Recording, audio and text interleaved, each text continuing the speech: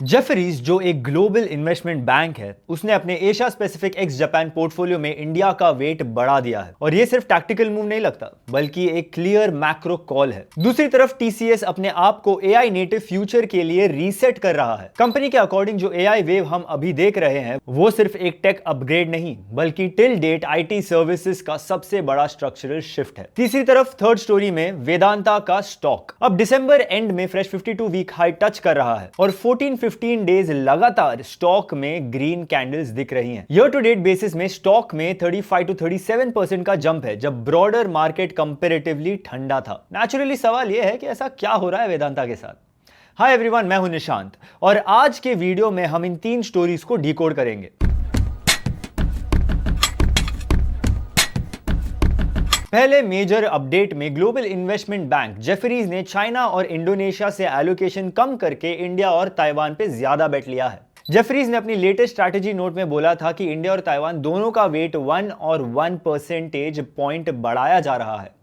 इस रीशफल के बाद इंडिया का रेकमेंडेड एलोकेशन 17% हो गया है। दैट मीन्स जेफरीज के अकॉर्डिंग एशिया में बेटर ग्रोथ और अर्निंग विजिबिलिटी के लिए इंडिया और ताइवान ज्यादा रिलायबल लग रहे हैं। लेकिन चाइना से एक्सपोजर क्यों कम हो रहा है? जेफरीज ने पॉइंट आउट किया है कि चाइना की इकोनॉमिक रिकवरी और पॉलिसी डायरेक्शन दोनों पे अनसर्टेनिटी है। ग्रोथ का डायरेक्शन प्रिडिक्टेबल नहीं लग रहा और पॉलिसी रेस्पॉन्स भी इनकंसिस्टेंट है। इसी वजह से चाइना का वेट ट्रिम किया गया। इंडिया की बात करें तो स्टोरी काफी डिफरेंट है। जेफरीज के अकॉर्डिंग इंडिया को 3 मेजर टेलविंड सपोर्ट कर रहे हैं। पहला, रेजिलिएंट डोमेस्टिक डिमांड, मतलब कंजम्पशन और इंटरनल ग्रोथ अभी भी स्ट्रांग है। दूसरा, infrastructure led growth, government capex, roads, railways, power, सब जगह स्पेंडिंग विजिबल है। और तीसरा, कॉर्पोरेट बैलेंस शीट्स का इंप्रूवमेंट, कंपनीज पहले से ज्यादा स्टेबल और डिसिप्लिन हो रही है। इन सब का नेट रिजल्ट है better medium term earnings outlook. Taiwan का एंगल भी इक्वली इंपॉर्टेंट है। ताइवान को जेफरीज ग्लोबल सेमीकंडक्टर साइकिल में एक स्ट्रेटेजिक प्ले के जैसे देख रहा है। एडवांस चिप्स की global demand, AI, data centres, EVs, इन सब के सेंटर में ताइवान का high end chip manufacturing ecosystem है। लीडिंग टेक कंपनीज का सस्टेन्ड कैपेक्स और ताइवान का ग्लोबल सप्लाई चेन में क्रिटिकल रोल इस एलोकेशन हाइक का कोर रीजन है। लेकिन सिर्फ एशिया तक ही बात लिमिटेड नहीं है। जेफरीज ने अपने ग्लोबल और इंटरनेशनल लॉन्ग ओनली पोर्टफोलियोज में भी चेंजेस किए हैं। बैंक ने सेंट्रल एशिया को रिमूव करके सैमसंग इलेक्ट्रॉनिक्स को इंक्लूड किया है, यानी यहां भी टिल्ट लार्ज कैप टेक्नोलॉजी की तरफ है, स्पेशली कंपनीज जिनका ग्लोबल डिमांड साइकिल से डायरेक्ट लिंकेज है। ओवरऑल जेफरीज का ये मूव एक ब्रॉडर मैसेज देता है। ग्लोबल इन्वेस्टर्स अब एशिया में सेलेक्टिव हो रहे हैं और इंडिया के लिए इनका आउटलुक पॉजिटिव लग रहा है। दूसरी स्टोरी में टीसीएस अब एआई ड्रिवन फ्यूचर के लिए काफी इंटरनल और एक्सटर्नल ट्रांसफॉर्मेशंस कर रहा है। टीसीएस की टॉप लीडरशिप का मानना है कि आज हर क्लाइंट कॉन्वर्सेशन, हर स्ट्रैटेजी डिस्कशन अल्टीमेटली एआई के अराउंड ही घूम रही है। तो मैनेजमेंट का विजन अब टीसीएस को वर्ल्ड का largest AI led technology services company बनाना है। इसी ट्रांसफॉर्मेशन को ड्राइव करने के लिए लीडरशिप बेंच भी डेलिबरेटली स्ट्रॉन्ग की जा रही है और यह पिवट आसान नहीं है। जियोपॉलिटिक्स, ग्लोबल स्लोडाउन और एआई लेड डिसरप्शन के इंपैक्ट्स के चलते लास्ट 2 सालों में टीसीएस का ग्रोथ मॉडेस्ट रहा है। FY25 में टीसीएस ने $30 बिलियन का रेवेन्यू क्रॉस किया, which was a big milestone. लेकिन कंपनी को पता है कि फ्यूचर का गेम डिफरेंट रूल्स पे चलेगा। इसीलिए पिछले कुछ महीनों में इन्होंने 2% workforce reduction, data centre segment में एंट्री और लगभग 1 डेकेड बाद पहली एक्विजिशन जैसे काफी बोल्ड डिसीजंस लिए हैं। इनफैक्ट एक तरफ ले ऑफ्स हुए, दूसरी तरफ टीसीएस नेट बेसिस पे हायरिंग भी कर रहा है। लास्ट क्वार्टर में कंपनी ने अराउंड 19,000 नेट एडिशंस किए, मतलब जो स्किल्स एआई नेटिव फ्यूचर से अलाइन नहीं हो रहे उनको फेज आउट किया जा रहा है और नए यूज केसेस के लिए फ्रेश टैलेंट लाया जा रहा है। और सबसे इंटरेस्टिंग पार्ट है टीसीएस का autonomy framework. Traditional IT services का मॉडल जहां ह्यूमंस एग्जीक्यूट करते थे और टूल्स उसको सपोर्ट करते थे, वहां अब टीसीएस क्लाइंट्स को ऑटोमेशन की ऑटोनॉमी की तरफ ले जा रहा है। इससे टीसीएस को एग्जिस्टिंग क्लाइंट्स के साथ स्कोप एक्सपैंड करने में हेल्प मिल रही है।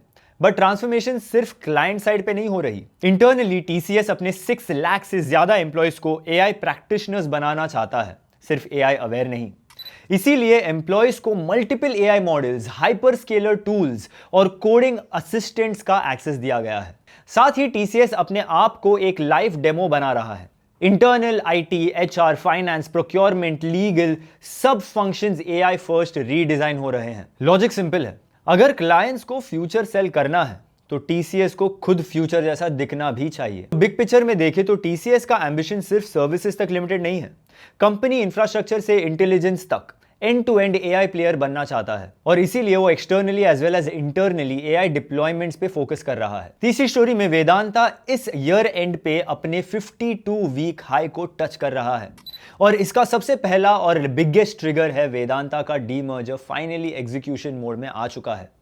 एनसीएलटी ने ग्रुप के रीस्ट्रक्चरिंग प्लान को अप्रूव कर दिया है।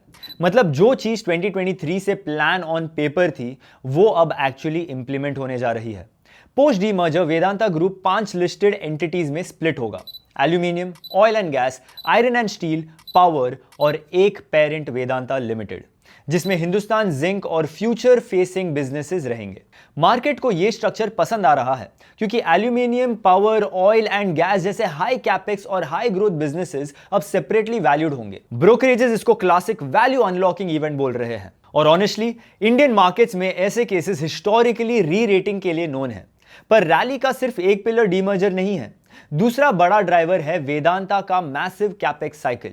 कंपनी का 81,700 करोड़ रुपीस का मल्टी ईयर कैपेक्स प्लान चल रहा है जो ऑलमोस्ट उसके ग्रॉस ब्लॉक का आधा है। Aluminium expansion, zinc projects, power capacity addition, steel ramp up, ये सब कुछ एनर्जी ट्रांजिशन और इंडिया के इंफ्रा बिल्ड आउट से डायरेक्टली लिंक्ड है। अभी भी लगभग 50,000 करोड़ रुपीस का कैपेक्स डिप्लॉय होना बाकी है। यहीं पे एनर्जी ट्रांजिशन एंगल इंटरेस्टिंग हो जाता है। एल्यूमिनियम और जिंक का यूज सिर्फ कंस्ट्रक्शन में नहीं है बल्कि ईवीज, रिन्यूएबल्स, ट्रांसमिशन लाइंस और इलेक्ट्रिफिकेशन में होता है। और सिल्वर जो सोलार और इलेक्ट्रॉनिक्स का क्रिटिकल मेटल है वो वेदांता के इकोसिस्टम में हिंदुस्तान जिंक के थ्रू प्ले करता है। कोइंसिडेंटली सिल्वर प्राइसेस भी लाइफ टाइम हाई पे है और हिंदुस्तान जिंक का स्टॉक भी स्ट्रॉन्ग रन में है। ये ग्रुप हेलो इफेक्ट वेदांता के कंसोलिडेटेड नैरेटिव को और बूस्ट देता है। और अब रिसेंटली वेदांता ने क्रिटिकल मिनरल ऑक्शंस में depot graphite vanadium block win किया है जो कि इनके स्टॉक की रैली को और फ्यूल दे रही है। ग्रेफाइट और वेनेडियम दोनों ही ईवीज और एनर्जी स्टोरेज के कॉन्टेक्स्ट में स्ट्रेटेजिक फ्यूचर फेसिंग मिनरल्स है। मतलब वेदांता सिर्फ ट्रेडिशनल मेटल्स तक लिमिटेड नहीं रहना चाहता बल्कि क्रिटिकल मिनरल्स पोर्टफोलियो भी बिल्ड कर रहा है। तो ओवरऑल स्टोरी को सिंप्लीफाई करें तो वेदांता का रैली एक सिंगल हेडलाइन पे बेस्ड नहीं है, ये तीन चीजों का इंटरसेक्शन है। डीमर्जर से क्लैरिटी और री रेटिंग पोटेंशियल, अग्रेसिव कैपेक्स से फ्यूचर अर्निंग्स ग्रोथ और एनर्जी ट्रांजिशन लिंक्ड कमोडिटीज का टेलविंड। तो यही थे आज के 3 स्टोरीज। पहले तो जेफरीज का इंडिया एलोकेशन में इंक्रीज इंडिया के लिए एक वैलिडेशन मोमेंट है। Smart money, growth visibility, policy stability और अर्निंग्स कॉन्फिडेंस पे मूव हो रहा है। लेकिन साथ ही ये रिमाइंडर भी है कि ग्लोबल फ्लो सेंटिमेंट और मैक्रो एग्जीक्यूशन पे डिपेंड होते हैं। तो ग्रोथ की कंसिस्टेंसी ही लॉन्ग टर्म में गेम चेंजर होगी। सेकेंडली, टीसीएस एआई डिसरप्शन के इस मोमेंट पे क्लियरली ऑल इन जा रही है with transformations internally as well as externally. ये ट्रांसफॉर्मेशन रिस्क के बिना नहीं है, लेकिन अगर एग्जीक्यूट हुआ तो टीसीएस सिर्फ सर्वाइव नहीं करेगा, ये इंडस्ट्री का नेक्स्ट वर्जन डिफाइन करेगा। एंड फाइनली वेदांता ने मल्टीपल पॉजिटिव न्यूज से मार्केट को एक क्लियर रोड मैप दिया है। अब एक्साइटमेंट के बाद रियल टेस्ट एग्जीक्यूशन का होगा। अगर मैनेजमेंट प्रोमिसेस डिलीवर कर पाती है तो ये long term re rating story बन सकती है। What do you think about these stories? Let us know in the comments और ऐसे ही मार्केट स्टोरीज के लिए subscribe to Upstox. Investment in securities market are subject to market risks. Read all the related documents carefully before investing.